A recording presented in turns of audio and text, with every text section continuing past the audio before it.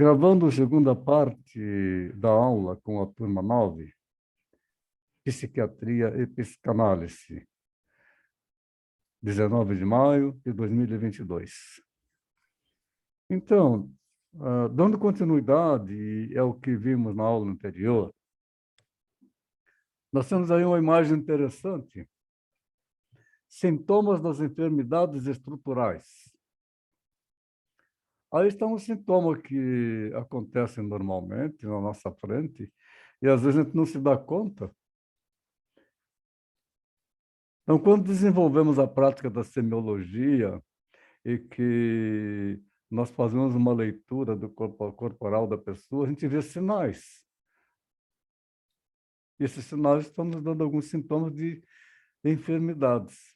Aí, sintoma de enfermidade estrutural, nesta imagem que está aí, pode ser que isto seja uma borderline. Ainda dentro dos sintomas das enfermidades estruturais, as ilusões, que são deformações da percepção de objetos cuja existência é real.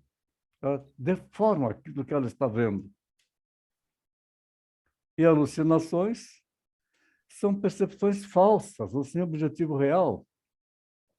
Não existe aquilo, mas para ela é uma realidade. Alucina. A deformação daquilo que existe. Transtorno da memória afeta a capacidade. Então, é um afetamento da capacidade de conservar e reproduzir a experiência passada. Transtorno do pensamento, delírio, é algo que pode corresponder à realidade, mas não está acontecendo e não cede à crítica, é um surto em transtorno do pensamento. Transtorno da afetividade, afetam emoções e sentimentos. É o que mais se manifesta normalmente nas pessoas, algum transtorno da afetividade. Transtorno da atividade volitiva, uma hora tem vontade, outra hora não tem. Não há continuidade. E vamos encontrar síndromes. Síndrome do transtorno da consciência. Estado de obnubilação, deslumbramento, estado de confusão mental. Vou falar algumas síndromes, existem várias outras, depois vocês vão ver com mais detalhes de tudo aqui, eu fiz um resumo, mas vocês têm mais detalhes para estudar na apostila. Síndrome do transtorno da consciência. Estado delirante, estado comatoso, síndrome maníaco, síndrome depressivo, síndrome da ansiedade depressiva e síndromes tantas outras. Eu vou citar uma que é comum às pessoas, a síndrome de Gabriela, que bate no peito e diz assim: eu nasci assim, eu cresci assim, vou morrer assim. Ou como diz aquela música do baiano: o pau que nasce torto não tem jeito, morre torto. Síndrome do Peter Pan, uma fixação lá na terra infância, hoje adulto, mas desenvolve plenamente as suas capacidades mentais, trabalho, desenvolvimento, estudos. E vamos encontrar transtornos das funções psíquicas. Transtorno das funções psíquicas vai ter assim: transtorno de percepção das coisas, transtorno da memória, transtorno de orientação, transtorno dos instintos, de perceber as coisas, ter aquele instinto necessário que o ser humano deve ter, o transtorno da afetividade, o transtorno da inteligência, do pensamento, do eu, do ego fragilizado, da personalidade, transtorno dos impulsos, dos afetos e da vontade. perturbações da consciência, transtornos da linguagem, às vezes é confuso, não consegue se comunicar, transtorno de escrita, não consegue ter lógica naquilo que escreve, enfermidade psíquica. Temos que considerar as psicoses ligadas a enfermidades infecciosas também, que afetam a condição humana. Transtornos mentais e pneumonia, tifo, febre alta e assim por diante. Porque a pneumonia leva para uma febre muito alta. Isto aí tem uma reação do corpo com a mente, o que leva a transtornos.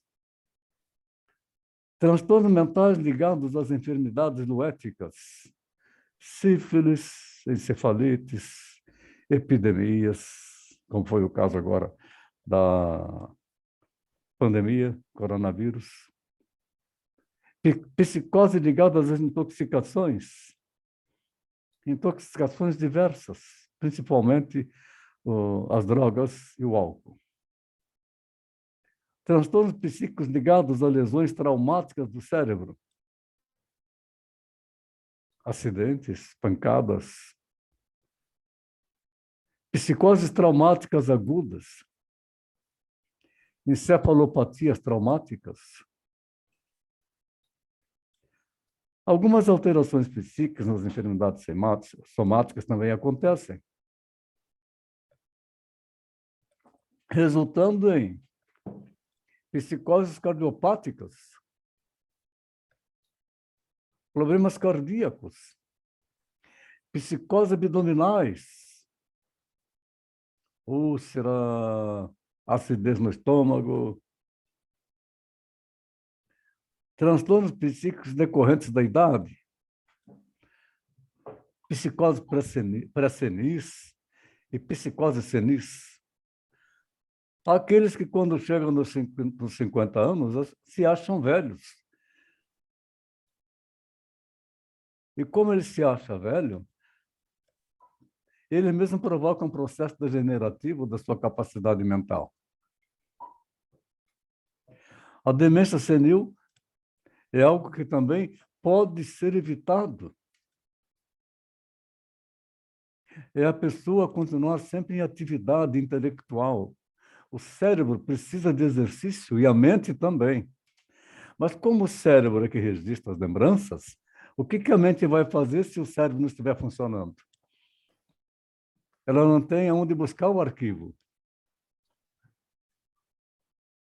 Paralisia geral progressiva,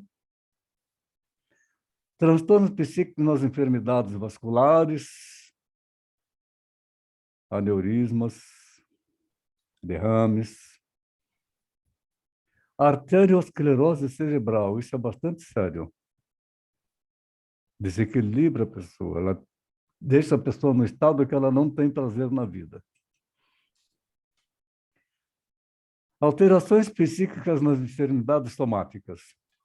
Esquizofrenia, falamos bastante na aula anterior. Psicose maníaco-depressiva. Psicopatias. Oligofrenias. Essa figura aí, este ator aí, ele interpreta bem as idiotices, interpreta bem as manias, as psicopatias, oligofrenias. Oligofrenia é uma doença que provoca o retardo no desenvolvimento mental. Ela ocorre em diversos níveis.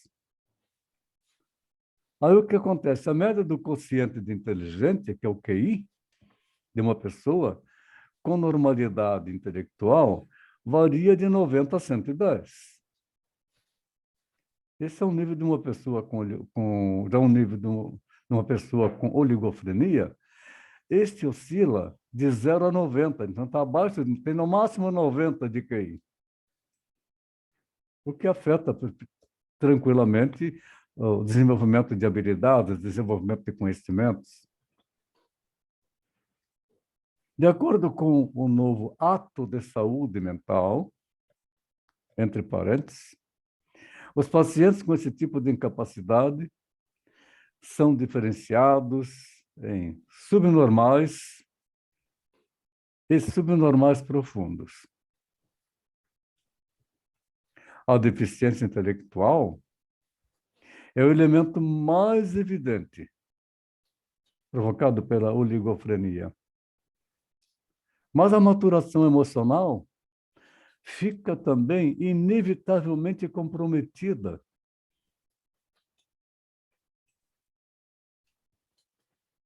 Na imaturidade da personalidade, são essencialmente emocionais em sua origem. Pessoas que não têm controle das suas emoções e não envolvem qualquer tipo de enfraquecimento intelectual. Anomalias do instinto são distúrbios devidos primariamente a formas anormais de desenvolvimento ou a reações a tensões internas ou externas, que inclui infecção, exaustão, alterações orgânicas e funcionais, muito importante as experiências emocionais. As psiconeuroses, reações histéricas e reações obsessivo-compulsivas que nós vamos ver agora que vamos entrar nesse assunto. Distúrbios afetivos. São estados ansiosos. Aquela pessoa que apresenta uma ansiedade muito grande, sempre imaginando que alguma coisa vai acontecer. Com isso, provocando estado de depressão, são doenças depressivas. Manias de alguma coisa, mania de fazer um ritual, mania de começar o dia sempre do mesmo jeito, mania de organização, o que isso vai representar depois não toque, hipomania, psicoses esquizofrênicas, estados confusionais agudos e outras emergências psiquiátricas, reações psicossomáticas e síndromes especiais, o que vai concluir depois com demências. Loucura, né? No transtorno das funções psíquicas, nós temos que são as estruturas do psiquismo em estratos. Extrato vital, impulsos e instintos. Extrato vital sempre, impulsos e instintos. Vem do id. Extrato emocional, afetividade. Então, vem da inteligência emocional e dos afetos que recebe. Extrato persononoético, o eu e seus pensamentos. E as relações entre o eu, como centro da experiência psíquica, e o mundo exterior. Aquelas pessoas que não conseguem se relacionar bem em qualquer ambiente têm essa dificuldade. É transtorno da função psíquica. Nessas relações, nós temos os processos centrípetos de representação, são processos que afetam a capacidade da pessoa perceber as coisas, percepção, a dificuldade de compreensão e dificuldade de gravar na sua memória. E os processos centrífugos de expressão, manifestações a atos condicionados pelos impulsos, os afetos, a vontade. Esses transtornos são alterações profundas no universo particular do psiquismo. Tudo que afeta essas funções se enquadra nesse caso. Transtorno das funções psíquicas. O transtorno da percepção é o ato em virtude do qual, por meio das sensações recebidas, baseando-se em uma imagem minêmica, então, visual, se reconhece um objeto do mundo exterior. Mas nós temos também, dentro desse transtorno da percepção, o auditivo e também o sinestésico. São principais os transtornos. Impressões sensoriais alteradas no colorido, na forma, no tamanho, micro-macropsia, anormalidade da percepção, em que os objetos são vistos diminuídos de tamanho.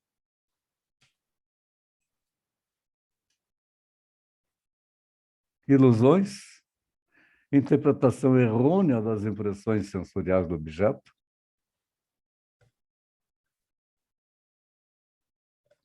Alucinações, percepção imaginária não produzida por impressões sensoriais, criada pelo id dentro da pessoa. As alucinações podem ser também de outras naturezas. Uma delas, alucinação, pode ser por coma alcoólico e também pelas drogas. O transtorno da memória, que memória é a capacidade de recordar as impressões passadas e reter as novas. E quando a pessoa fica assim, ela não consegue se lembrar. Ela tem uma amnésia. Ou talvez uma hipermnésia. Hipofunção da memória. Hipomnésias. Também faz parte do transtorno da memória a diminuição da memória para os acontecimentos antigos. A memória de evocação, de buscar as suas lembranças. Diminuição de memória para os acontecimentos recentes. Ouviu uma história, aconteceu alguma coisa, não consegue fixar. No transtorno de memória, um fato que pode ocorrer aqui agora, nesse instante, a pessoa com esse transtorno, se eu pedir para ela o que aconteceu agora, ela não consegue fixar. E aí vem as amnésias, são lacunas, total ou parcial, na memória de evocação. A amnésia anterógrada, lacuna evocacional, correspondente ao período consecutivo à aparição do transtorno causador.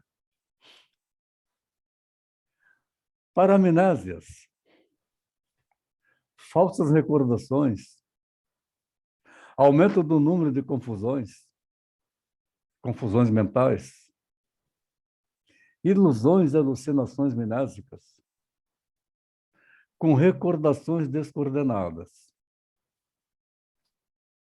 confabulações, o paciente preenche as lacunas mnésicas com a primeira recordação que lhe ocorre, e ele fica confabulando com elas.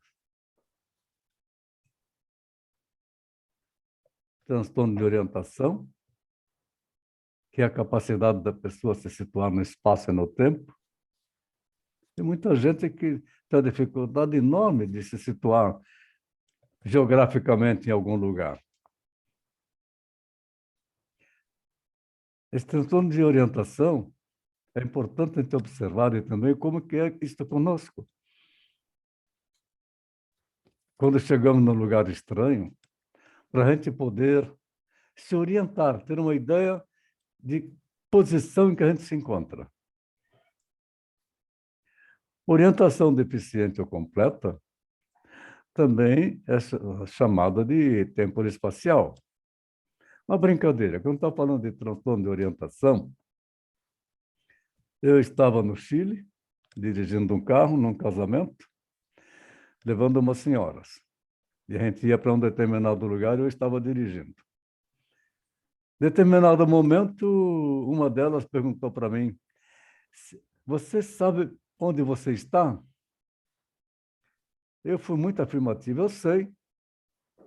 Estou num lugar onde eu nunca estive. Meu transtorno de orientação está ótimo, não tem. Eu sei onde estou, aonde eu nunca estive. A orientação autopsíquica, o que é relevante a si próprio, dupla orientação, quando há orientação simultânea no mundo real e no mundo delirante. A pessoa confunde as coisas que ela está ouvindo e que ela está vendo com aquilo que ela vai fazer.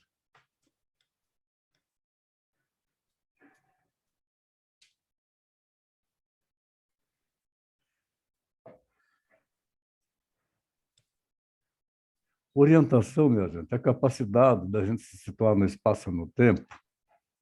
Orientação deficiente ou completa, também chamada de tempo espacial, temos que observar bem isso, como que acontece conosco, como que acontece com as pessoas.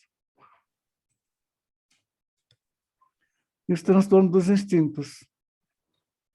Por instinto, nós entendemos ser uma força interior, determinada pela natureza. Quanta coisa que a gente faz instintualmente, incontrolável, ativada de modo natural e não absurdo.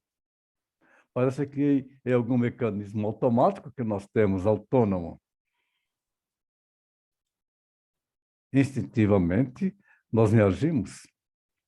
Se estamos andando tranquilo numa calçada e passamos num portão, a gente estava ali tão tranquilo, vem um cachorro latindo alto para cima da gente. Instintualmente, o que acontece com o nosso organismo, nosso sistema nervoso autônomo?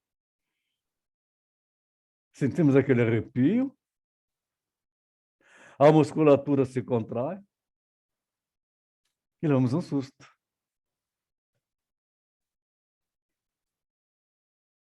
Transtornos instintos também, o principal deles é o da libido, que é do impulso vital. O impulso carece de direção e ele se encaminha para um fim, porque o impulso surge, que vem da libido com muita força. Entre os instintos, nós encontramos os sexuais, libido sexual, de agressividade, libido de poder, de posse.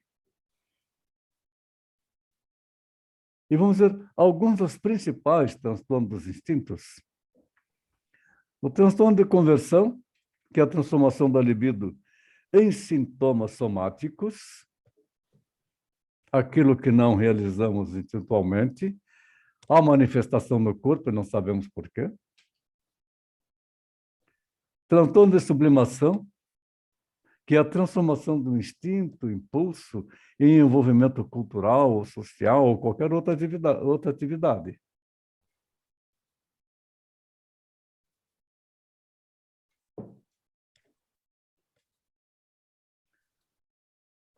Transtorno da afetividade, bastante sério, quando tem esses transtornos afetivos. Sentimentos que vão do prazer ao desprazer, passando pelos vitais somáticos, até os sentimentos superiores do tipo ético e religioso. E quantas vezes as pessoas também sublimam no aspecto religioso? Afetos e emoções,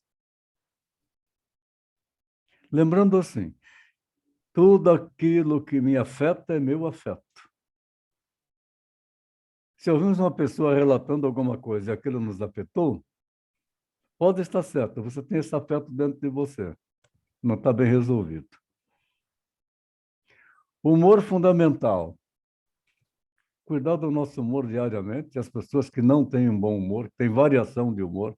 A variação de humor pode estar dando uma indicação de que existe a possibilidade de bipolaridade. E o temperamento, que é a atitude afetiva global do indivíduo. O temperamento é inato. Aí vocês já fizeram, então, o seu teste de temperamento para verificar como é que você está hoje, quais são as condições, quais são os tipos de coisas que você quer mudar na sua vida. Transtorno de orientação, que é a capacidade da pessoa se situar no espaço e no tempo. Olha, isso aqui repetiu. Transtorno da personalidade, transtorno do eu. Encontramos dissociação do eu e da personalidade em alguns fenômenos, como identificação, sensação de ser o dublê de si mesmo, ou a gente não tem uma identificação própria, não tem certeza do seu eu. Troca de personalidade, que pode ser sucessivamente, em períodos distintos, se é uma pessoa ou é outra. Há pessoas que manifestam dois, três tipos de personalidades, ou de forma simultânea. Se é ao mesmo tempo uma e outra personalidade, ou várias personalidades ao mesmo tempo.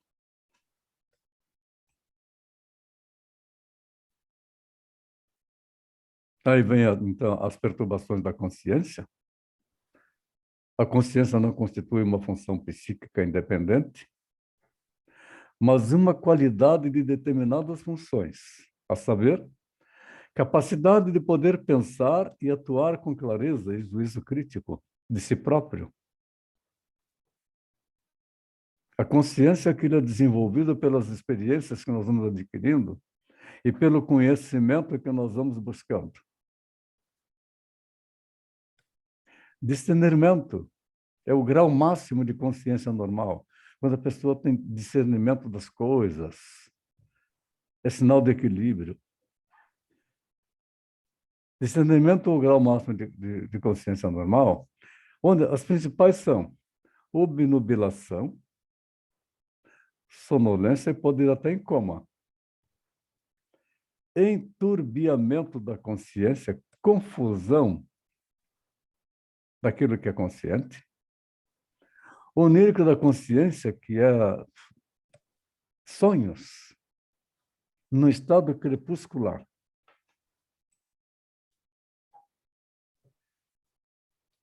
Temos as psicopatias, muito bem representadas no filme O Coringa. As psicopatias constituem a normalidade hereditária do caráter. Se observem personalidades que possuem anomalia, sofrem e fazem sofrer a sociedade. Hipomaníacos, deprimidos, cicloides, giram bastante nos seus comportamentos, nas suas atitudes. Esquizoides, irritáveis, amorais. Acho que é comum, às vezes, as pessoas falarem assim, nossa, aquele fulano lá é muito difícil. Por que será isso? Nós, como psicanalistas, nós temos que desenvolver a nossa capacidade de rapport para estabelecer a empatia. E quantas vezes pessoas que nos falam que é uma pessoa muito difícil e que nós estabelecemos uma empatia e não é nada difícil, é uma pessoa maravilhosa. E temos que realmente são.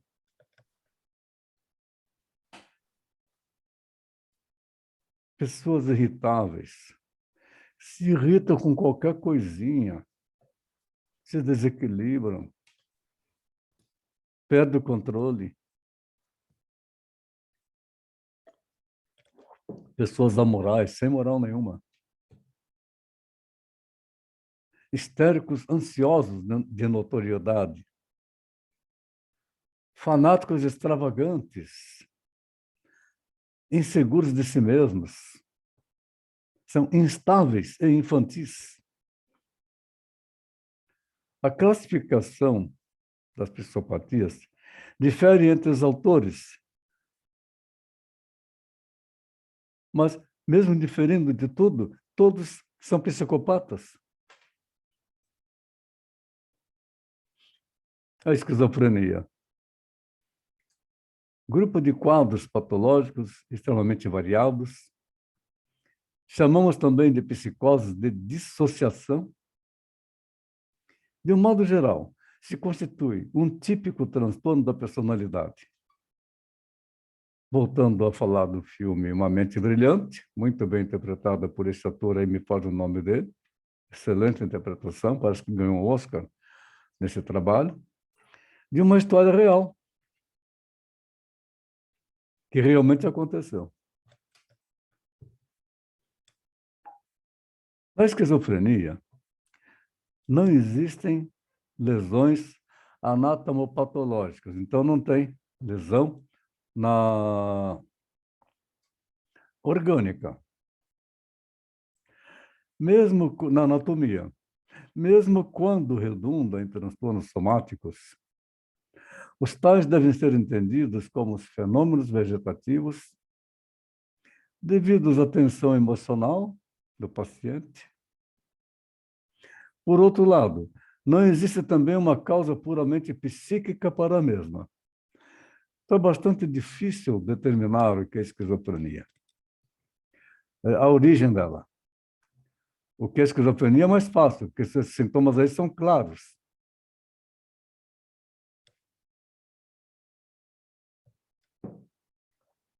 Eu já recebi paciente que chegou declarando que ele era esquizofrênico. Aí pergunta, ah, é? Então me conta, como é que é a sua experiência de esquizofrenia? Não, é que eu passei no médico lá, ele falou que eu sou esquizofrênico. Ele está me dando remédio para esquizofrenia. Uhum. Então, meu, mas como é que é a sua vida? O que que você me conta? Para ver se realmente ele está vivendo uma outra realidade. Um grande número de pessoas vivem realidades múltiplas, impressionantes como isso acontece. Então, mesmo quando em transtornos somáticos, eles devem ser entendidos como os fenômenos vegetativos por tensão emocional. E, por outro lado, como nós vimos, não existe também uma causa puramente psíquica,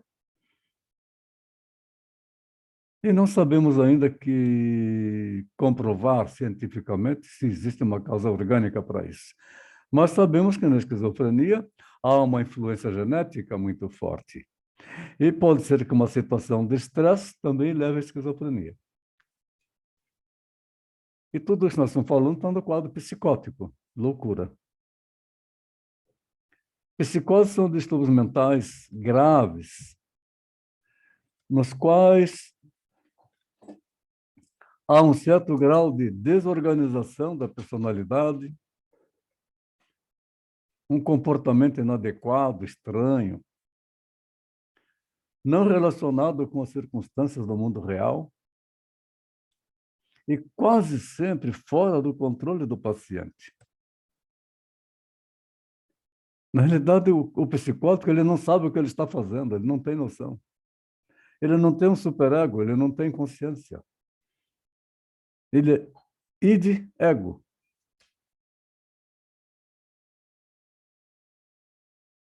Um ego a serviço 100% do id. Ocorrem alucinações, os pacientes quase sempre perdem o contato com o ambiente e muitas vezes não são acessíveis a um diálogo racional. Ele não tem a parte racional. Isso foi eliminado.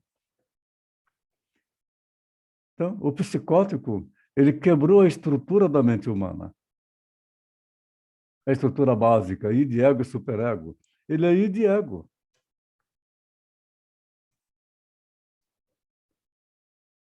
Os psicóticos formam a grande maioria dos pacientes hospiciais, a grande maioria das pessoas são encaminhadas para hospícios, que é algo bastante sério que nós vimos, que o hospício talvez não seja bem a solução, e sim algumas outras alternativas. As psicoses incluem a esquizofrenia, que já falamos bastante sobre ela e vamos continuar falando muito, que nós já vimos isso aí em separado por causa da sua amplitude de casos, sendo também chamada de demência precoce.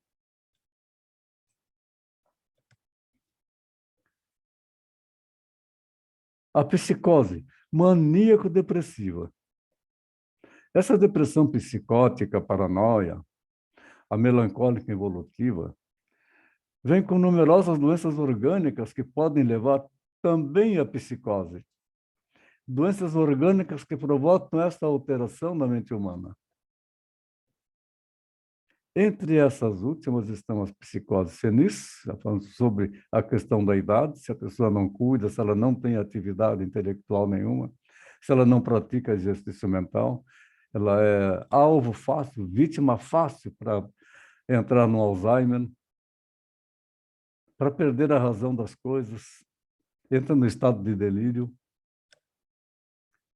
Então, essas psicoses senis, devido a certas formas de doenças do cérebro, e uma delas é a arteriosclerose. A arteriosclerose dificulta o funcionamento dos neurônios. Os tumores cerebrais, doença como a sífilis. Nas psicoses senis, todas estão relacionadas com a idade.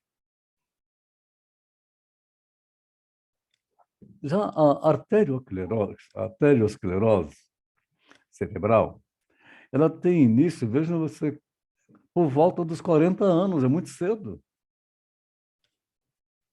Pessoas que com 40 anos já começam a ter assim, problemas de memória, transtornos na memória, transtorno do pensamento, na afetividade. E a demência senil, ela tem início por volta dos 70 anos. Mas se você tiver a oportunidade de visitar uma casa de repouso para idosos, vão ficar surpresos. Ali na Brava tem uma casa de repouso de idosos ali, que é bastante interessante. A proprietária é minha amiga. De vez em quando eu vou lá conversar um pouco e vejo os pacientes dela lá. Tem pessoas com 60 anos que já estão no estado totalmente demente. Eu tenho uma outra colega lá em São José dos Campos, que tem a residencial Palmeiras, também para idosos. Ela hospeda em torno de 20 a 25 idosos, e todos apresentando demência senil.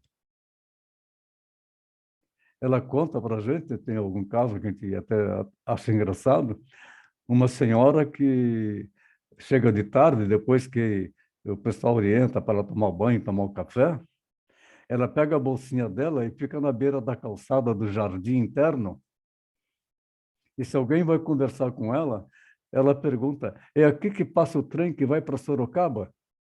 Que hora que ele passa? Ela está esperando passar o trem. Esquizofrênica. A falta de sensibilidade ética, desinibição instintiva, redução das funções psíquicas, passa por um estado de desorientação e uma debilidade do juízo.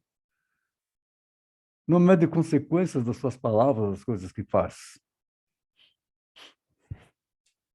Psicose pré-senil se apresenta pelos 40 anos de vida. É impressionante como é cedo isso. Muitas pessoas com que a gente convive já têm sintomas nesse sentido. De psicose senil aos 40 anos. E aí, o gravíssimo, porque é desenvolvido, são as psicoses tóxicas. Denominamos toxomania, a inclinação irresistível pelos tóxicos em geral. Um simples cigarro é tóxico. Quando não se tem a informação, é uma delícia, é bonito acender um cigarro. Na, na época dos anos 70, era chique fumar. A gente fumava em qualquer lugar, dentro do carro. Numa sala de espera do médico, tinha cinzeiro, a gente fumava na sala de espera. O médico fumava.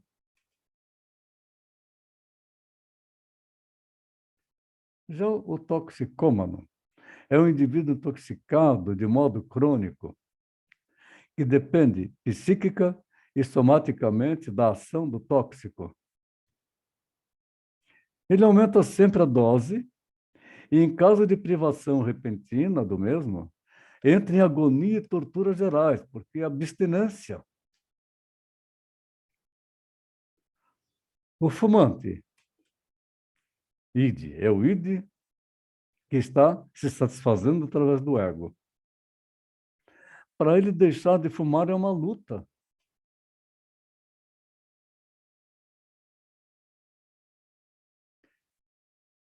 Eu conheço uma senhora que o marido dela já cortou um dedo por causa do cigarro e agora apareceu um câncer, fez a cirurgia do câncer próximo do rim, tirou uma bolota de câncer. Eles têm já uma idade de 70 anos e ela, mesmo assim, não deixa de fumar. Ela está cozinhando com um cigarro na boca. É impressionante como esse vício condiciona. E a pessoa não tem força para construir uma consciência para se libertar do vício. Ela, por si só, muito difícil ela vai conseguir se livrar dessa toxicidade. Se faltar o cigarro, entra em desespero. Como o drogado faltou a droga, ele faz qualquer coisa para ter a droga. Ele rouba, ele mata. O alcoólico também faltou, ele entra em parafuso. Nas psicoses traumáticas produzidas por traumatismo cranianos, aí, pancada, pancadas na cabeça, acidentes, brigas,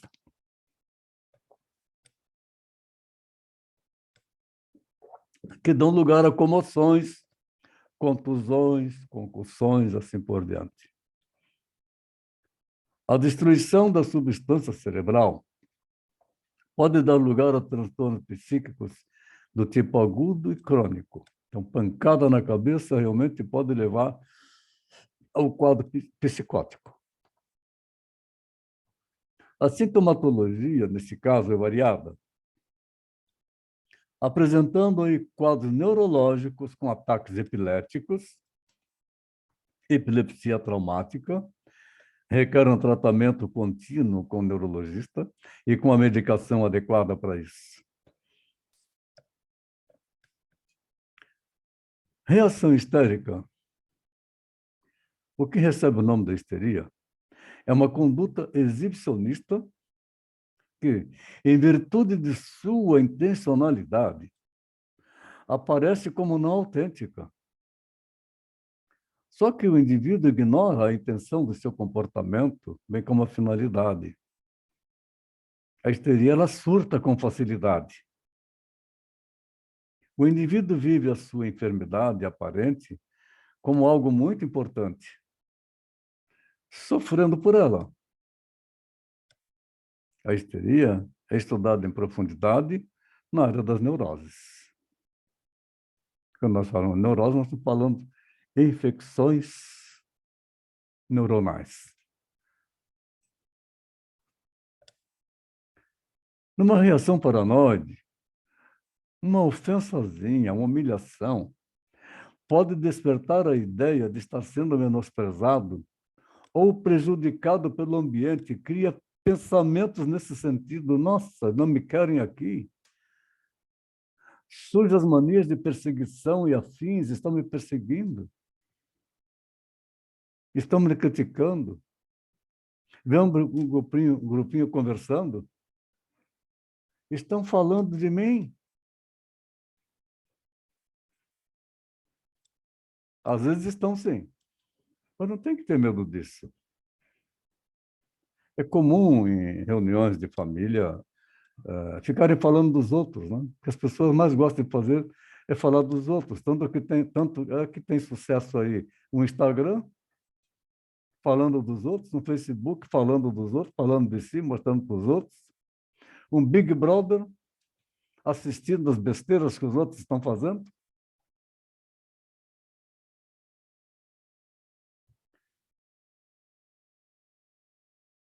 Eu já fiz brincadeira assim.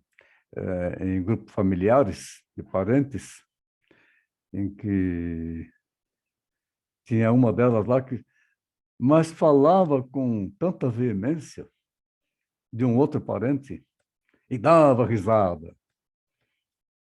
Então, as coisas que ela estava falando, que ela dá risada, que ela critica, que ela dá risada, na realidade ela está falando dela. São coisas dela. Aí, quando eu fui sair, eu disse, bom, pessoal, eu preciso ir, foi muito bom estar aqui com vocês. Aproveito que eu estou indo embora agora e, ó, fala de mim. Porque eu não falo na presença do outro. Muito provavelmente, quando eu saí, tá vendo como mulher? Esse cara é isso, esse cara é aquilo. Aí ficaram, blá, blá, blá, blá, bando de gaivota lá. Quá, quá, quá, quá, quá. E a gente se diverte com isso. À medida que a gente vai se desenvolvendo como psicanalista, passa a ser divertido. Já a paranoia é um termo utilizado por especialistas em saúde mental para descrever desconfiança, suspeita altamente exagerada ou injustificada. Isso vem também quando vem doença senis com a idade. Às vezes a pessoa desenvolve uma fantasia, tanto o homem como a mulher, de que o seu companheiro ou sua companheira tem um amante, que ele está sendo traído. A palavra é frequentemente utilizada na conversão cotidiana, em geral em momentos de rancor e de forma incorreta. Simples desconfiança não é paranoia, aí é outra história. Especialmente se fundamentada em experiência passada ou em expectativas baseadas na experiência alheia. Mas, naturalmente, nós não temos por que desconfiar de uma pessoa.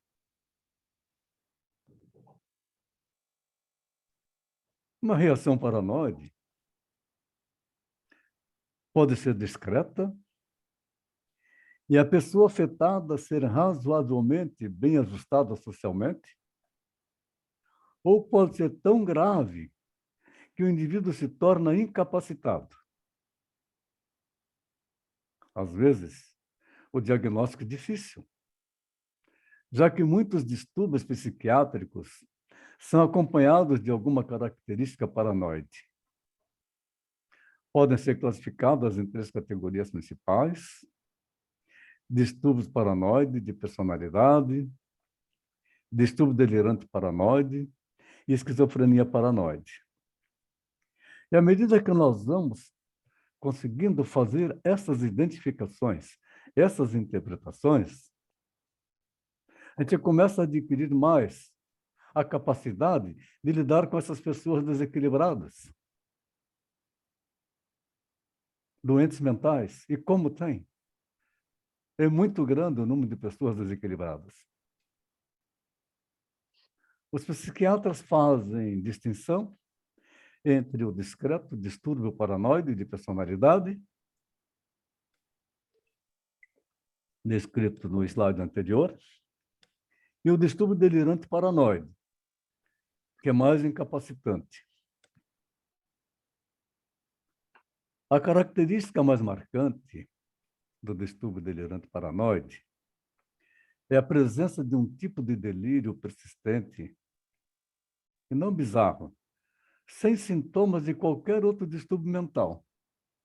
E a pessoa entra em delírio por suas fantasias, ou talvez por suas situações, ou talvez por estresse. Delírios são crenças fortes, não verdadeiras, não compartilhadas por outras pessoas da mesma cultura e não facilmente modificáveis. Nós entramos em estado de delírio quando nós temos febre alta.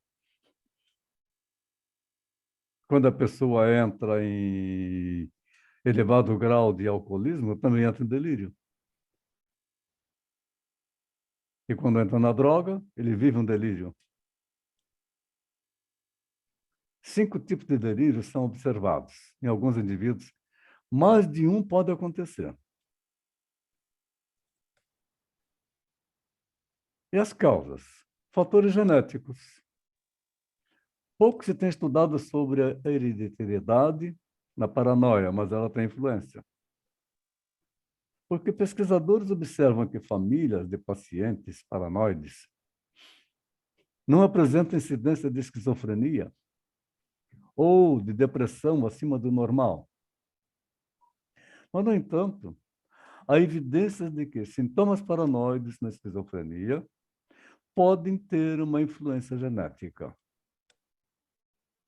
Eu já comentei com vocês aquele caso daquela paciente que era universitária de odontologia, totalmente esquizofrênica, bem doente, bem afetada. E no desenvolver do tratamento, o pai dela também era esquizofrênico. Uma herança do pai. Provavelmente. Mas é algo muito profundo, algo que precisa de anos e anos de tratamento para a gente poder fazer a identificação da origem.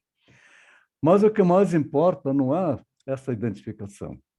O que mais importa é que a gente consiga fazer com que o ego se fortaleça, para que o ego fique equilibrado, mesmo com a sua doença.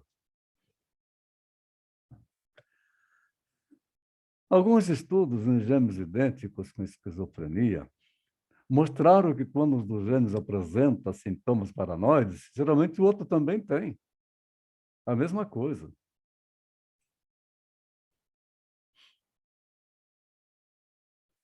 Pesquisas recentes têm indicado que distúrbios paranoides são mais comuns em parentes de pessoas com esquizofrenia do que na população em geral. Ainda não se sabe se os distúrbios paranoides ou a predisposição para apresentá-los, se eles são hereditários ou não. Não temos certeza disso, mas tudo indica que sim. Há uma questão das causas da paranoia, como fatores bioquímicos. A descoberta de que a psicose é tratável com drogas antipsicóticas tem levado os pesquisadores a procurar as origens de distúrbios mentais graves em anomalias químicas do cérebro. A pesquisa tem se tornado muito complexa à medida que se descobrem mais e mais substâncias químicas que transmitem mensagens de uma célula nervosa para outra, os neurotransmissores. Então, é muito interessante nos interessarmos um pouquinho, procurar ver alguma coisa a mais sobre neurotransmissores. Ah, bem variado na internet, muita informação, nós podemos ver coisas bem interessantes, e que mostram os neurônios em funcionamento e que falam da importância dos neurotransmissores, as sinapses, para entender o que é uma sinapse, da produção daqueles elementos necessários para colocar na circulação sanguínea. Boa noite, Elisete. Seja Oi, bem-vinda. chegando atrasada, mas Mas estou aqui. chegou. Então, deixa eu marcar a sua presença aqui. Elisete, que ótimo. Chegou atrasada, mas está aí. Muito obrigado pela sua presença. Obrigada, boa noite. Então, falando que a pesquisa tem se tornado muito complexa, porque cada vez mais e mais substâncias químicas são descobertas que transmitem mensagem de uma célula nervosa para outra. Célula nervosa para outra são os neurotransmissores, onde nós temos toda aquela estrutura neuronal bem complicada, temos 100 bilhões de neurônios se comunicando dentro de um volume na cabeça de uma pessoa.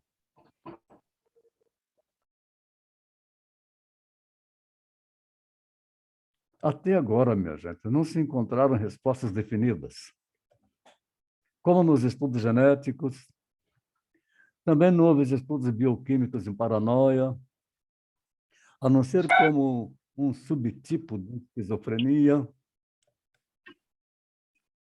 Há, no entanto, algumas evidências de que a esquizofrenia paranoide ela é bioquimicamente distinta das formas não paranoides desse distúrbio.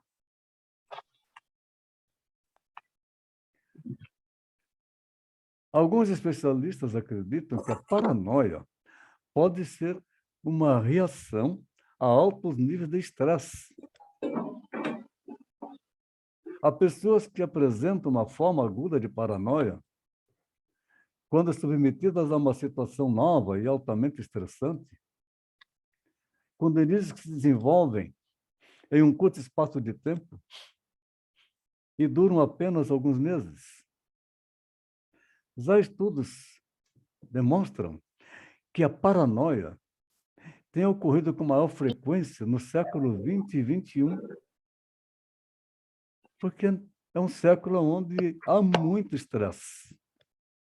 A informação é muito rápida, ela é instantânea praticamente, e isso provoca estresse na pessoa. Há momentos na vida, falando de outras pessoas, ou de amigos, ou de parentes, e que a gente pode dizer assim, saudade da pessoa, mas se não tem notícias, são boas notícias. Já o outro que tem uma tendência paranoica, saudade de uma pessoa, o que será que aconteceu com ela? Já começa a pensar um monte de desastres.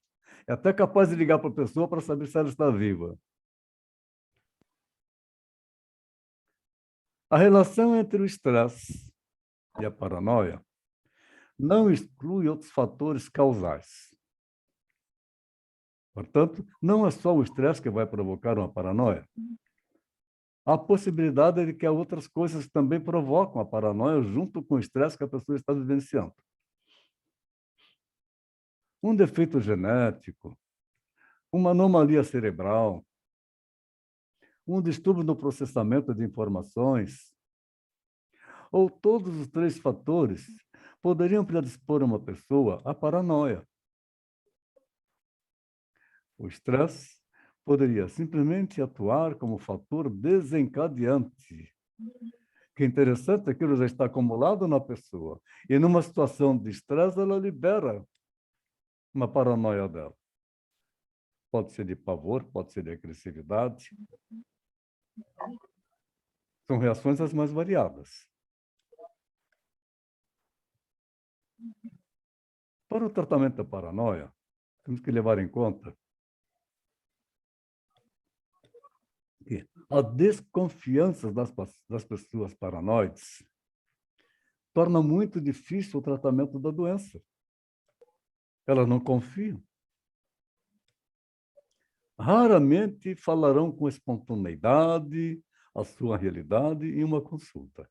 É cheia de mecanismos de defesa. Desconfiam do tipo de sondagem aberta para conhecer a sua história. Como está aqui no exemplo. Falem do seu relacionamento com seus colegas de trabalho. Ela desconfia de uma fala dessa. Podem não aceitar medicamentos ou uma internação, temendo a perda de controle ou outros perigos reais ou imaginários. Então, quando vamos fazer uma abordagem para encaminhar uma pessoa a uma especialidade neurologista ou psiquiatria, ou que ela vem já do psiquiatra e não toma medicação como deve, ou não faz nenhuma internação, não ter esse conhecimento para desenvolver a habilidade de como falar com a pessoa para que ela se convença de que ela vai fazer vai ser bom.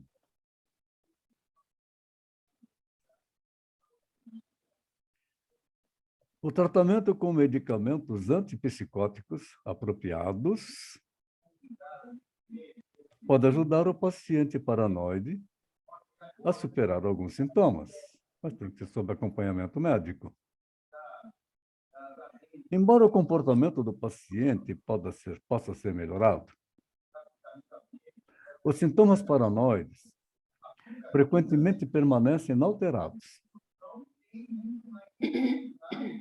Alguns estudos indicam uma melhora dos sintomas com o tratamento medicamentoso. E resultados semelhantes ocorrem frequentemente em pacientes que recebem placebo, que eu já falei na aula anterior.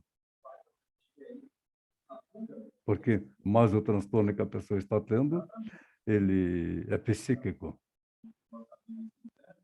Não é realmente algo que esteja de problemas neuronais. Então, um placebo pode dar um excelente resultado. Então, essa observação sugere que, em alguns casos, a paranoia diminui, mas por razões psicológicas, do que pela ação de um medicamento. Daí, mais a gente tem que reforçar tratamento da paranoia, precisamos da ajuda do psiquiatra, também do neurologista, mas um tratamento multidisciplinar junto com a psicanálise. Pacientes paranoides em tratamento com medicamentos, eles devem ser mantidos sob rigorosa observação. A desconfiança e o delírio de perseguição os levam muitas vezes a recusar ou sabotar o tratamento, como, por exemplo, conservar o comprimido embaixo da boca. Quantos que falam isso com uma satisfação muito grande? Não engole, aí fica sozinho e cospe o comprimido.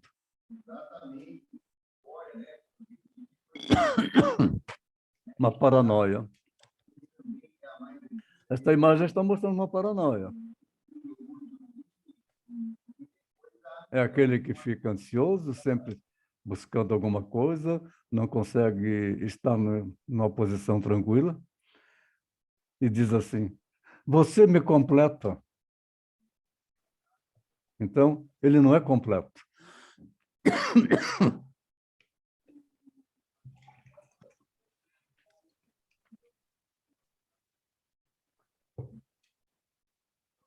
A paranoia gera perseguição, em casos amorosos, obsessão sexual, obsessão de posse. Relatos de casos individuais sugerem que a oportunidade de expressar os seus temores e desconfianças de forma regular, como é o caso da psicoterapia, pode ajudar o paciente paranoide a se ajustar à vida social. Embora as ideias paranoides pareçam persistir, elas podem se tornar menos prejudiciais. Daí que nós entramos no módulo, quando nós entramos no módulo 12º, se não me falha a memória, nós precisamos bastante que o nosso foco é o ego. É o ego que nos interessa. Pois é o ego que vai apresentar para nós todos os seus distúrbios. É o ego que está a serviço do id, ou que está reprimido excessivamente pelo superego.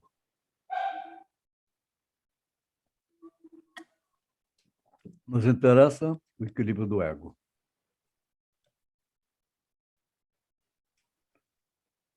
Há também outros tipos de psicoterapia com as quais se observa uma melhora do comportamento social, sem redução apreciável do delírio. São a terapia familiar, a terapia de grupo, a arte-terapia, que foi muito bem empregada naquele filme da Nietzsche, aquele foi uma realidade, tratando dos psicóticos, onde sublimavam, portanto, a sua energia na arte. Psicodrama também bastante interessante.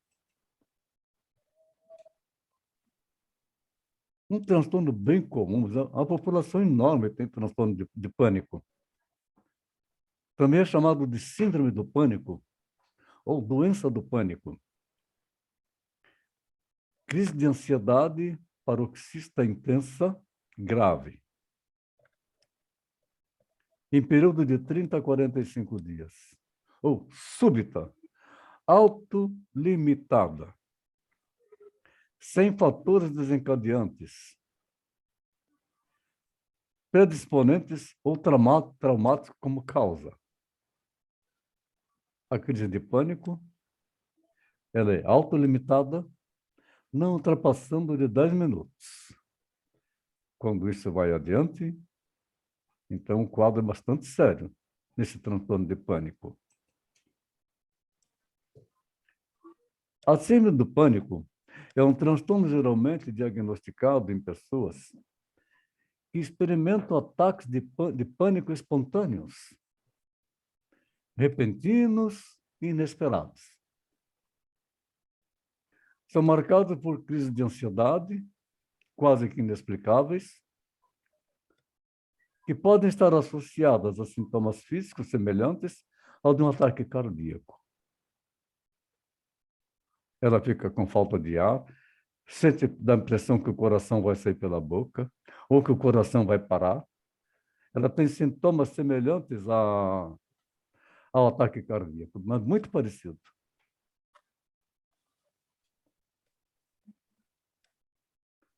Os indivíduos com esse quadro, em geral, eles permanecem constantemente preocupados com o medo de um ataque recorrente. Os ataques de pânico ocorrem assim inesperadamente, às vezes até durante o sono. Está sonhando, pode ter um ataque de pânico, um terror noturno muito grande.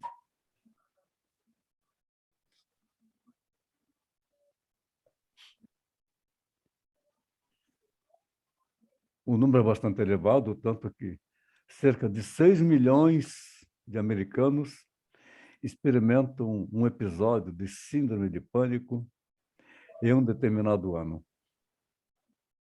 Normalmente, no início da idade adulta, as mulheres são 2 vezes mais propensas que os homens a ter o transtorno de pânico. Já no Brasil, estudos comprovam que cerca de 1% da população, é muito alto esse índice, 1%, tem um ataque de pânico por ano. E 5% dos adultos relatam que já tiveram algum dia pelo menos um ataque de pânico na vida. E 1% deles vem acompanhado de agorafobia. Não consegue se envolver em local com muita gente, não tem multidão.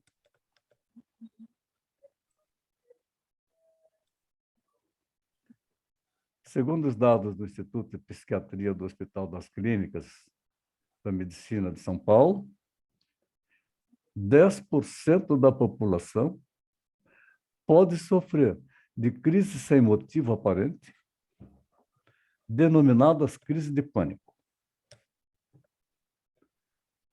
Cerca de 3,5% dessas pessoas sofrem ataques repetidos, o que pode causar alterações do comportamento e um medo intenso de morrer, ou aquela sensação de que alguma coisa ruim vai acontecer.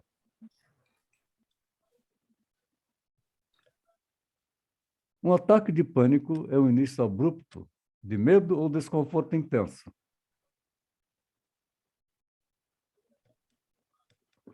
Atinge o pico em poucos minutos e inclui pelo menos 4 dos seguintes sintomas que nós temos aí, que vocês têm mais sintomas também na apostila. Palpitação. Quantas vezes uma pessoa fala, estou com uma palpitação, meu coração está batendo. Pô, que bom que está batendo, então está vivo, né? Aceleração cardíaca, está disparado. Sudorese, do nada, começa a suar. Tremores, estremecimentos inexplicáveis.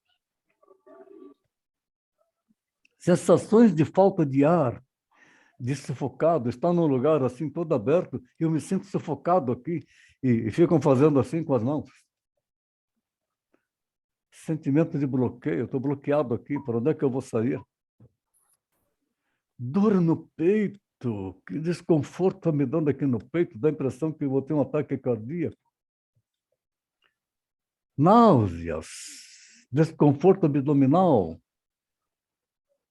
às vezes da diarreia. Sente-se tonto, instável, com a cabeça leve, aquela sensação que vai desmaiar. Calafrios ou sensações de calor. Parestesia, sensações de dormência, formigamento, perde a sensibilidade sinestésica, sentimentos de desrealização, de que não consegue as coisas na vida.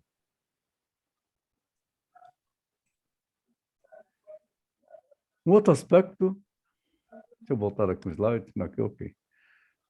É o transtorno obsessivo compulsivo.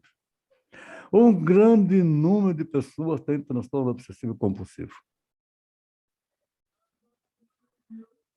É patologia de curso crônico e cura muito difícil. Esse transtorno obsessivo compulsivo pode necessitar de tratamento toda a vida. O tratamento e a terapia são bastante eficazes. Intelecto e capacidade laboral preservados, desde que não firam seus rituais de obsessão e compulsão. Aquele que tem o transtorno compulsivo, nesse sentido, obsessivo,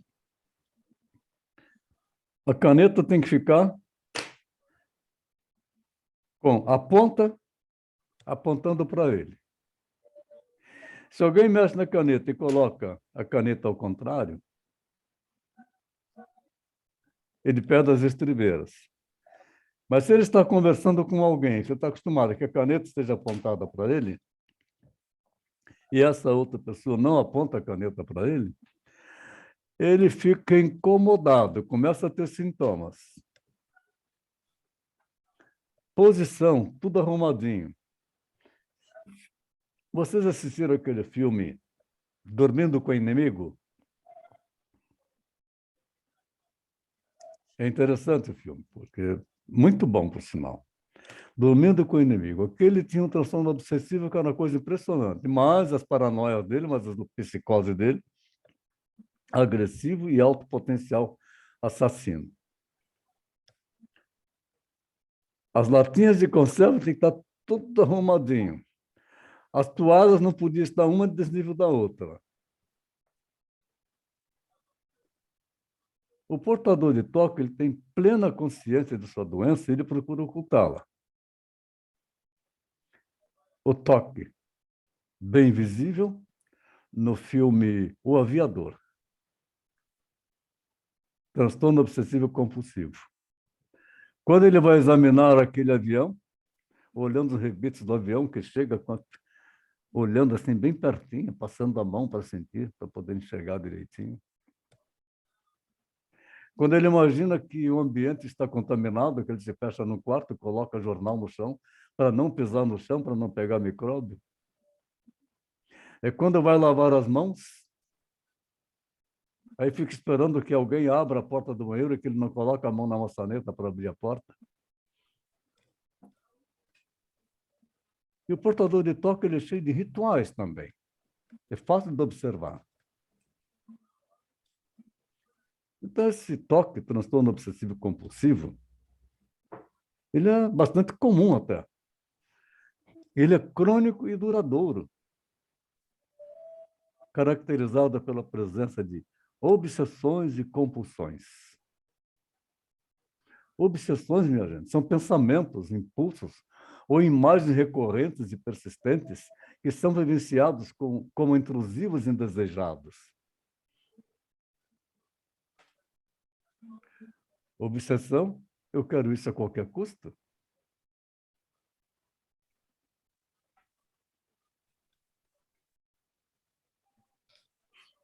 Compulsões são comportamentos repetitivos ou atos mentais em que um indivíduo se sente compelido a executar em resposta a uma obsessão ou de acordo com as regras que devem ser aplicadas rigidamente. Aquele desenho animado, A Era do Gelo, que tem aquele bichinho que ele tem uma castanha. A obsessão dele pela castanha é uma coisa fantástica. Aquilo é um transtorno obsessivo compulsivo. Ele faz de tudo para alcançar a castanha. Aí está o transtorno obsessivo compulsivo, lavando as mãos insistentemente, uma vez, duas vezes.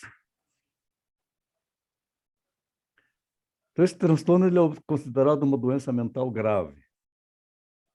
Está entre as 10 maiores causas da incapacitação, de acordo com a Organização Mundial de Saúde. E veja que número interessante. Cerca de 4 milhões de brasileiros sofrem dessa doença. É uma estimativa. É um bocado.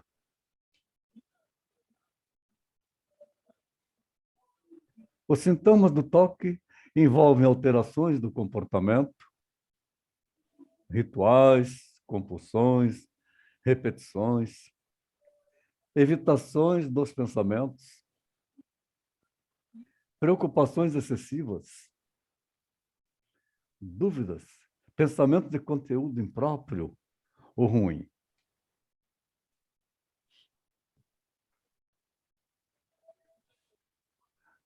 Obsessões e das emoções. Medo, desconforto, aflição inexplicável, sentimento de culpa do nada, repressão. Portadores da doença sofrem de muitos medos, como de contrariar doenças ou cometer alguma falha. Em virtude desses medos, evitam as situações que possam provocá-los. É um comportamento que é chamado de evitação. Ele pratica evitar determinadas situações, até de em determinados lugares.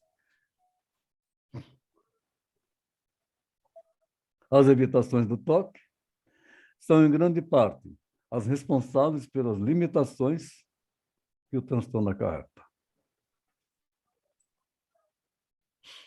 A toxicomania. Dependente de uso cotidiano que mantém, apesar da marca de dissociação, laços sociais ao sujeito cuja existência exibe um evidente prejuízo na qualidade e no prazer decorrentes das funções e atos não associados com a obtenção da droga. Não só a obtenção, o consumo da droga, o uso da droga. O uso da droga pode acabar tingido com envolvimento às circunstâncias delinquenciais, rompimento dos laços que não sejam interessantes, a continuidade da toxicomania. Quem entra nesse campo da toxicomania é muito difícil sair. É uma área bastante complicada.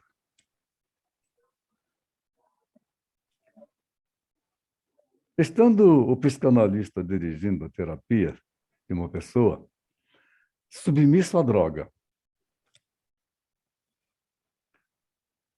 obviamente que nós não escolhemos e nem determinamos quais manifestações acabam por ocorrer. E o drogado também, ele não escolhe. As manifestações vão surgir durante o percurso do nosso analisando.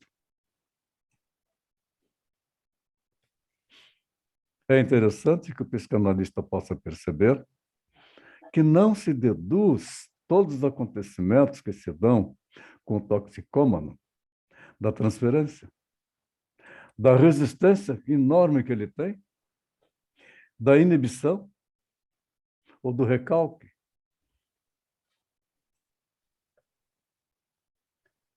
Entre as manifestações clínicas não escolhidas pelo analista, estão aquelas que dependem mais decisivamente da ação bioquímica da droga ou das drogas em questão.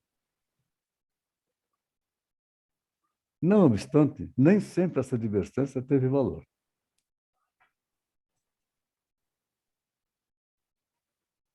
Em um passado não muito distante, final dos anos 50, primeira metade dos anos 60, alguns psiquiatras e psicoterapeutas de má orientação psicanalítica imaginaram que o uso de psicotrópicos, em especial os alucinógenos, favoreceria o acesso ao recalcado e ao não realizado, driblando as formações do inconsciente, apressando e facilitando a fala e a cura.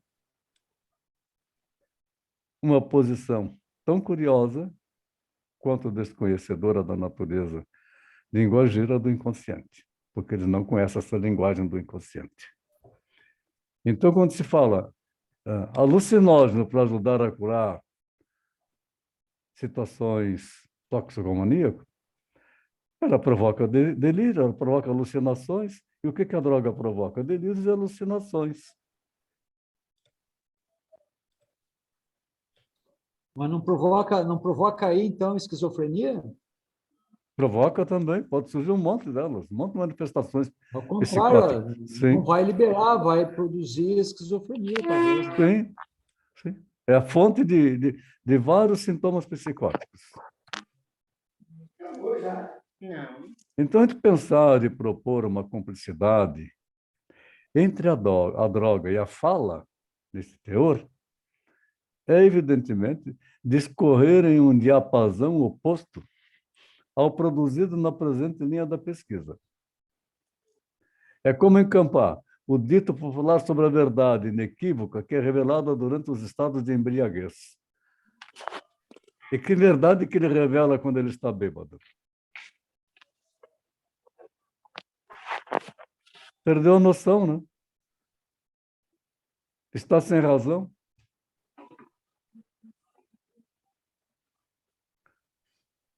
Recorrendo, então, à CID-10, a Classificação Internacional das Doenças, nós podemos notar que as intoxicações agudas, acompanhadas pelo delírio, distorções perceptivas, coma ou convulsões, estão entre as manifestações não imediatamente acessíveis à palavra e, dependendo da intensidade do quadro, caberia ao psicanalista sustentar um encaminhamento do analisando a tratamento de emergência sem o psicanalista se considerar derrotado. Aliás, eu procuro praticar com vocês a liberdade da associação livre e entendendo que nós não somos derrotados. O simples fato de ouvir, nós já somos vitoriosos. Nós não somos responsáveis pela cura do paciente. Ele é responsável pela cura dele. O tratamento psicanalítico viabiliza que ele faça a própria cura. Nós simplesmente pontuamos e vamos dar para eles caminhos, alguns valores, algumas metáforas, a fim de que ele possa entender o que está acontecendo com ele. A descrição da intoxicação alcoólica aguda, não complicada, encontrada no outro momento no qual o psicanalista deve estar atento aos seus limites, corresponde ao estado de abstinência. A abstinência das drogas é uma coisa de louco. As pessoas perdem a noção do superego e fazem qualquer coisa para poder obter a droga. Genericamente, o estado de abstinência, também denominado síndrome de abstinência, é um grupo de sintomas que aparecem horas ou dias após o uso da última dose. A abstinência se manifesta como nos estados de intoxicação aguda, uma boa mescla de sintomas mentais e físicos.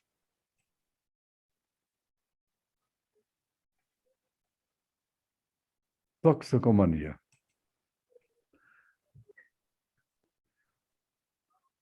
Alcoólico, alcoolismo, alcoólatra. A falta de controle muscular. A atenção reduzida. Percepção sensorial embotada, lentidão do pensamento tornam-se óbvias. As associações são superficiais. A fixação é enfraquecida. E a memória para acontecimentos, ela é fragmentária e incerta. As inibições adquiridas, o autocontrole e a discrição desaparecem ou são submersas em ondas de emoção de um primitivo tipo. Nós podemos dizer assim: o superego, ele é solúvel no álcool. E o superego, ele não passa de mágica, desaparece nas drogas. Ele sai e sai, não é sair de férias, não, ele vai embora.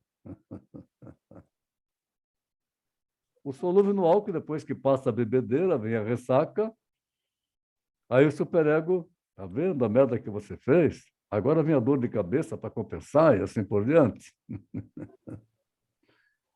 Mas ele repete de novo, porque o ser humano está sempre em busca do prazer, sempre na satisfação da primeira experiência.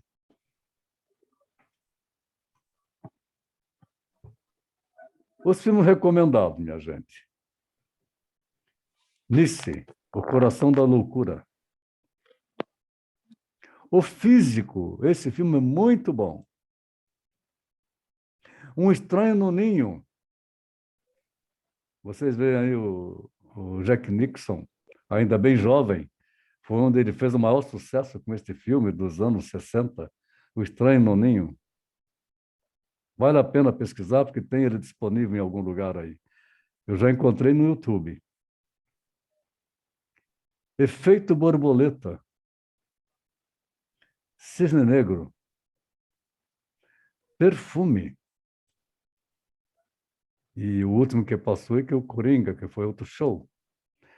E o Coringa ainda mostra também a possibilidade de uma contaminação quando as pessoas veem um Coringa fazendo todas as suas loucuras, como que os outros também acabam soltando as suas loucuras.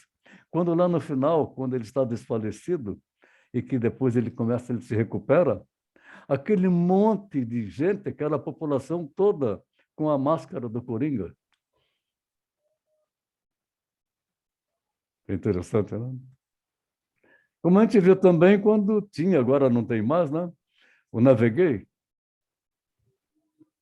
Solta as frangas. Gente pra caramba soltando as frangas. Hétero soltando as frangas, porque tem dentro dele o lado feminino, a bissexualidade. E se diverte com aquilo e tem prazer com aquele momento. Algum comentário, alguma pergunta?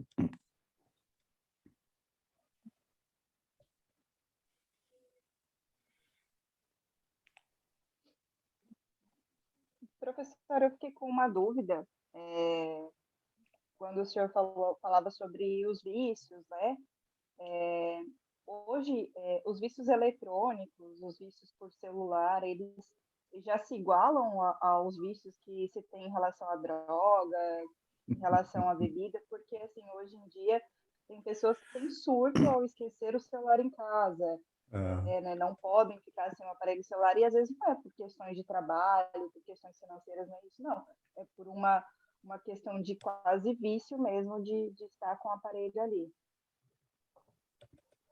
Eu não sei se já tem estudo sobre isso, Vanessa, mas nós podemos observar que as pessoas estão obsessivas no celular. Eu assisti, eu acho que no Fantástico, tenho que procurar ainda qual programa que eu assisti, um psiquiatra falando que a dependência do celular, né, é comparada principalmente com jogos, né? Ele se referiu bastante a jogos. comparado ao vício da cocaína. Sim. Que hoje a gente vê essas pessoas viciadas nos jogos, eles passam a madrugada, passam a noite inteira sem dormir nos jogos. Uhum. E quando nós falamos disso, que procuramos orientar, diz, mas aqui eu vou ganhar muito dinheiro aqui nos jogos. Ele tem essa ilusão É. de que vai ganhar dinheiro nos Aí jogos. a gente vê também pessoas passando a madrugada no Instagram, né? Vendo a realidade alheia, e isso vai Sim, gerando uma sim, série de transtornos. sim. E, por exemplo, Obsessão. e se chegar uma notificação e eu não responder, e eu não ver, e eu não estar online, né? E aí as pessoas vão tendo até um abandono intelectual, e existe até dentro de um órgão ali de desenvolvimento internacional que está aumentando o processo de desenvolvimento das crianças, dos bebês. Os bebês que antes falavam até 2 anos e meio, agora eles podem falar até 3 anos e meio, né? É. Por uma questão também de influência tecnológica. Tem um Então, se retardo isso no acontece com as desenvolvimento da fala, crianças, Vanessa, é verdade. se isso Olha acontece, só. está acontecendo e está sendo diagnosticado em crianças, imagina no adulto. E imagina isso nos idosos, né? Porque, como o senhor estava falando ali, que vai acontecendo na idade mais depois dos 50 ali, de existir o abandono intelectual e de ser seduzido aí pelos vícios de rede social, e que não produz em nós, né, intelectualmente, nada de bom, normalmente. Sim. E eu tenho uma sobrinha neta, a sobrinha do meu marido, ela levou a menina dela, acho que uns 2 aninhos, na época, 3 aninhos, levou ao pediatra lá em Curitiba. E o pediatra dela alertou sobre o uso de celular para essas crianças, porque os pais vão jantar, e a gente vê, né, assim, tá jantando fora, assim, no restaurante, e as crianças estão ali no tablet, no celular, né, com joguinhos, com desenhos, e, né, entretidas ali para os pais ficarem mais à vontade, né? E o pediatra da minha sobrinha falou assim, de que não permitisse, né, não desse mais o aparelho para a menina, porque assim, o que está acontecendo no celular, elas não dão conta, porque ali o joguinho ou a animação, né, que elas assistem ali, desenho animado, enfim, não condiz com o que elas têm internamente, porque Uhum. o inter, a questão interna da criança é o mexer, né? Mexer os braços, mexer as pernas, correr, e esse ficar parado vendo o movimento dos bonecos gera uma grande ansiedade na criança, Uhum. porque ela não pode estar fazendo o mesmo que ele. Então, ela fica Sim, naquela... fica no estado ansioso. Isso Aham, realmente e vai criando é, mais ansiedade, vai mais criando mais ansiedade. ansiedade e aí vai provocando alterações psíquicas. Não é, Vanessa? A É, gente analisando é por é aí, né? bem preocupante, é. É. Isso é tão interessante, né, E que a gente... criança que corre, criança que brinca, que fala, É, dá trabalho, né? é. Trabalho entre aspas. Claro. Existe a Uhum, participação dos pais, exige eu não censurar a criança o tempo todo, para que ela se comunique, para que ela fale, eu é. preciso prestar atenção, e aí eu não posso estar no celular nesse momento. Então, é toda uma cadeia, né, que afeta todo mundo dentro de uma família. E é uma questão que hoje em dia as pessoas não estão muito dispostas, né? Eu digo porque eu tenho uma iniciativa aqui em casa de dar tela, incluindo televisão ou celular, em alguns momentos. E eu escolho o que as crianças assistem, Estabelecer um e horário, muito em alguns legal isso. momentos. É, É. Isso, em alguns momentos. Só que eu tenho 2 meninos, então eu moro num apartamento e embaixo é sala comercial, então não tem muito problema com correr. Eu tenho uma áreazinha externa também, mas de vez em quando eles correm, eles querem jogar bola, eles são ativos, eles querem cantar música, fazer show, pega violãozinho, e aí eu tenho que parar tudo e sentar para assistir o show. E é uma disposição que a gente precisa ter para que as crianças voltem a ser crianças e tenham um desenvolvimento mais Sim. saudável, né? Uhum. É interessante que a nossa vida hoje global, com esse recurso do WhatsApp, criou várias situações. Grupos de família. Aí, se vem uma mensagem para alguém da família e ele não responde, ele é criticado pelos outros. Eu já falo que eu não respondo mesmo. É. Eu tenho uma vida fora do online. Eu tenho que, é com motivo, cada um toma a sua Tem que posição. ter, né? É, e quando ele não vê, que ele vê a mensagem depois, ele fica com sentimento de culpa. Assim, e a gente tem grupos, né? Tem grupos profissionais. Eu Uhum. tenho que manter meu celular ligado, porque paciente poderá pedir socorro a qualquer hora, isso acontece. Mas não é toda hora que ele dá, "Tem", que eu já corro lá para dentro. Não, não. Se for urgente, vai telefonar. Isso é tão interessante. Eu tenho mais três grupos. E ali tem uma turminha de uma determinada atividade. E tem aqueles que começam o seu dia cedo. Então, quando dá um determinado toque, que eu estou semi-acordado da manhã, eu já sei que horas são. Eu não preciso olhar no celular. Opa, 6h15. Ah, 6h30.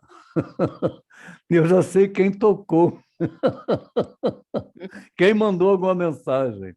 Tem aqueles viciados de mandar mensagem, né? Isso é interessante, né? Vai É, criando. já Há um criou monte de besteira. A gente vê aquele monte de besteira, joga tudo fora. Faz parte do grupo, mas não vou ficar lento. Mas é direito de cada um sair do grupo, aí fica a escolha de cada um. Tem grupo que realmente sai na hora. Gostou, gostou, não gostou, paciência, eu não estou nessa. Então, direito de escolha de cada um, Vanessa, mas é, realmente eu vejo isso como algo muito preocupante. Eu não sei no que vai resultar isso no aspecto de aumentar o nível de neurose nas pessoas, de obsessão, que é a obsessão pelo Viveu no celular. estado pós-pandemia, né? A obsessão pelos Pós-pandemia, jogos, é uma coisa assim, bem. Tem um volume muito grande isso. Mas é uma nova geração que está aí. No nosso tempo já foi diferente. E os de agora, não sei como é que eles vão resolver isso lá na frente. Mas o que você não dá para faz, ficar essa alienado a conduta tudo isso, né? disciplinar, eu acho que ela é muito positiva. Tem que ter conduta disciplinar. Porque o ID Afinal, quem é quer. responsável, Uhum. o É, responsável por proteger e cuidar é o pai, né? E a mãe. Então, é, não dá para dá para o adulto transferir essa responsabilidade para a criança. Ele não é dono de si, de saber o que é. pode e não pode, né? Experiências que eu já fiz de fazer o marketing no Instagram e fazer o marketing no Facebook foram nefastas. Eu contratei gente para me ajudar a fazer o marketing quando eu estava trabalhando bastante com o marketing dos nossos serviços. E um dia o cara veio, não, agora sim, aqui no Facebook, este marketing aqui que é o Face Ads. Me trouxe uma lista, quase 100 pessoas, com o número de telefone das pessoas, para eu enviar o WhatsApp e responder. Pessoas interessadas no curso de psicanálise. E eu olhei que caramba, deu um trabalhão, mandei mensagem para todos eles, informações para todos eles, não veio uma resposta. Na nossa atividade, eu anuncio no Google Ads.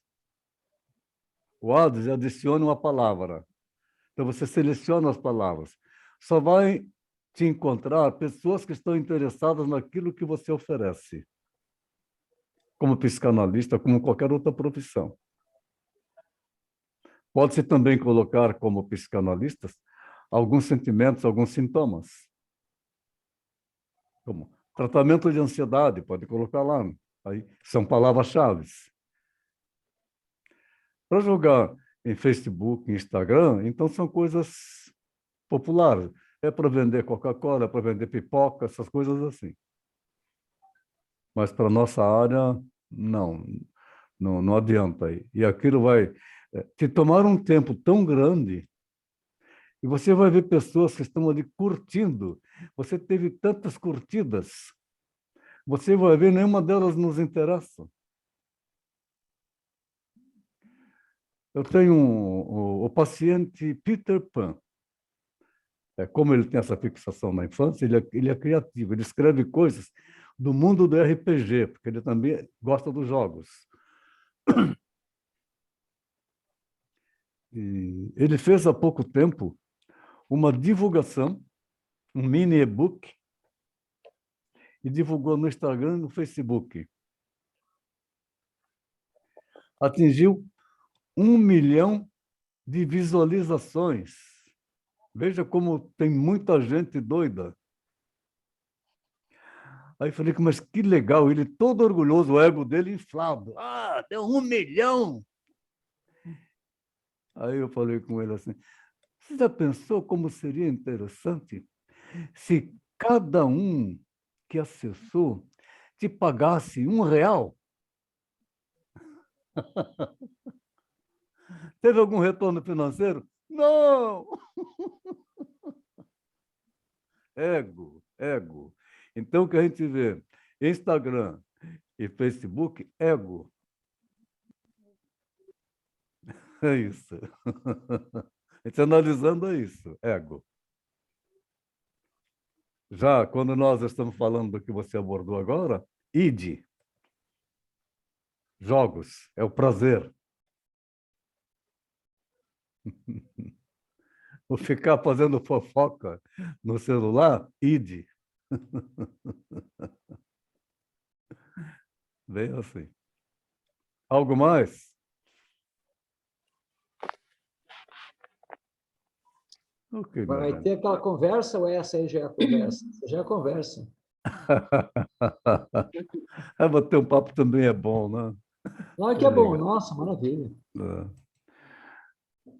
Minha gente, vamos cuidar do nosso desenvolvimento pessoal, que nós estamos vivendo uma época revolucionária que mexe com a mente humana. Nós não sabemos até onde isso vai. Estamos aprendendo muitas coisas, descobrindo coisas novas. Nós nada sabemos. Voltamos lá em Sócrates. Só sei que nada sei. Então, desenvolver o nosso desenvolvimento pessoal, aprimorar isto. Analisar o teste de personalidade de temperamentos, que todos vocês já receberam. E aí olhar para ele e assinalar o que você quer mudar e praticar as mudanças. Porque para se tornar um psicanalista, você tem que mudar aquela pessoa que chegou no curso. Já não é a mesma pessoa, vocês já são outras pessoas agora. Mas precisamos continuar nessa evolução. Porque à medida que a gente vai continuando essa evolução, nós começamos a perceber coisas nas pessoas que vai nos ajudar a pontuar com mais eficácia, com mais resultados. Após 6 meses que vocês fizeram novamente o seu teste de temperamento e o teste de personalidade, depois nós vamos fazer ainda mais um outro teste, que é um teste de ansiedade. Após 6 meses, volta a fazer o mesmo teste, sem olhar para aquele anterior. Depois que fez, aí compara o resultado de agora com o resultado anterior, para ver como é que você mudou. E se não mudou nada, está aí a oportunidade de começar a mudar. Eu posso fazer uma pergunta em relação a temperamento? Sim. Existe uma necessidade de se mudar, por exemplo, o temperamento. Por exemplo, no meu teste eu sou sanguínea, né? Hoje eu sinto que já mudei muito. Eu fiz esse teste há alguns anos atrás e hoje deu uma diferença. Existe ali outros temperamentos mais próximos hoje do sanguíneo que eu era antes, né? Antes eu era muito mais sanguínea do que eu sou hoje. Ô, Mas existe uma colérica. necessidade de mudança. E aí existe uma necessidade de mudança realmente, ou não, eu sou uma sanguínea e é bom ser assim, enfim. A escolha é sua. Entendi. A Porque escolha é existem sua. coisas boas, né? Isso, tem. Existem A escolha é sua. Então, positivos. você tem lá aquelas colunas lá dos 4 temperamentos, né? Quando você tem aquilo equilibrado, está positivo. Não é que tem que ser Hoje eu já tenho sanguíneo. uma diferença muito Isso, menor do que eu tinha no isso. anterior, por exemplo. Não é que tem que ser sanguíneo, tem que ser melancólico ou qualquer outro. Quando você tem aquilo equilibrado, você vai, caramba, estou equilibrado. Você é uma Agora, o pessoa equilibrada. desequilíbrio é quando um dá lá em cima, o outro dá lá embaixo. Isso é desequilíbrio. Quando nós fazemos o teste de personalidade também, que faz aquele gráfico ele vem assim, ele sobe, desce aqui, vai lá. Quando aquele gráfico subir e fizer uma curva mais ou menos uniforme, está equilibrado. E assim a gente vai desenvolvendo, né? Sim. Então tá certo, você era de um jeito e já mudou. Dúvida desde ontem. Eu olhando hoje, eu era mais colérico, mas também muito do sanguíneo. Mas tem características do colérico e do sanguíneo que elas são saudáveis, de acordo com a atividade de cada um. Para outros são fleumáticos, tem hora que eu sou bem fleumático. Então, geralmente, liderança e pessoas como eu, que professam, que são professores, que gostam de desenvolver novos conhecimentos, elas estão no quadro do colérico e sanguíneo, né? Então, tem um pouco do Ouvi muito colérico, tem um pouco do colérico sanguíneo. nesses últimos tempos. É. Mas quando se trata de analisar situações, eu preciso ser fleumático, de não perder as estribeiras com facilidade, de receber ofensas e não se ofender, procurar entender por que a pessoa está Não fazendo reagir, aquilo. né? Aí que eu faço para vocês o 90-10. 10% das coisas que nos acontecem são involuntárias, 90% do que fazer com elas depende de nós. O colérico não faz. O sanguíneo também não. O fleumático já consegue fazer isto, ele consegue trabalhar essas questões. Então, tudo isso são ferramentas que nós vamos utilizando no nosso desenvolvimento e a gente vai melhorando no dia a dia como ser humano, né? Sem se desesperar com as mais variadas situações que vêm involuntariamente das outras pessoas que a gente tem que conviver e vivemos com elas. Vai falar, isso aí está louco, jogando dinheiro na água. Quem sabe uma grande satisfação para ele fazer isso. É, Fala assim, o dinheiro é dele, não é meu. Não tem crítica. Quando a gente reduzir o nosso julgamento, reduzir as nossas críticas, aí nós estamos com o nosso temperamento e também com a nossa personalidade bem mais equilibrada. Antônio, Oi? Freud disse que em alguns pontos, em maior ou menor grau, todos se aproximam Sim. das psicoses. É isso. Né? Ninguém escapa. O equilíbrio. Ninguém Está no escapa. equilíbrio. Está no equilíbrio. Bacana. Ok, minha gente. Muito obrigado, então. Uma ótima noite para vocês. boa Para noite. nós também, para mim também. Boa Muito noite. obrigado pela presença, pela participação. Legal. Próximo encontro, 14 e 16 de junho, Fenômenos Psicossomáticos, módulo 11. Esses fenômenos psicossomáticos é aquilo que acontece com as emoções, com os afetos que nós jogamos para o corpo. Doenças que aparecem que não sabemos de onde elas vêm. A psicossomática. Logo em seguida nós vamos estudar. Muito obrigado. Beijão para todos. Amigão, boa viagem. Obrigado. Tudo ótimo. Boa noite. Tchau, tchau.